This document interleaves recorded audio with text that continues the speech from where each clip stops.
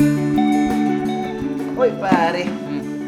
Balita ko, naka-good time mo si Melanie.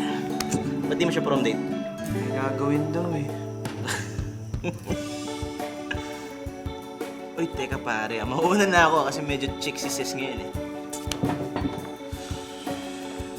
Sana matutunan rin ni Brian na may mga bagay na nararapat lang na sa tamang panahon.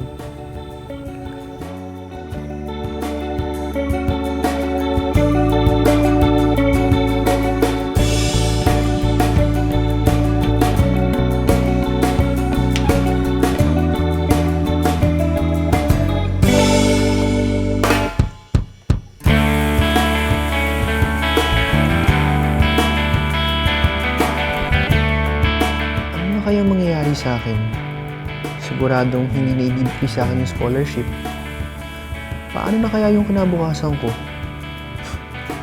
Paano na kaya yung pangarap ko?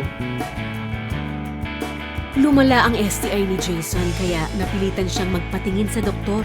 Nagamot naman ito at natutunan ni Jason na pahalagahan ang kanyang mga relasyon.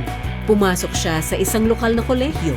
Naging aktibo siya sa programang sex education ng kanyang paaralan, lalo na't naranasan na niya ang hirap na dulot ng STI.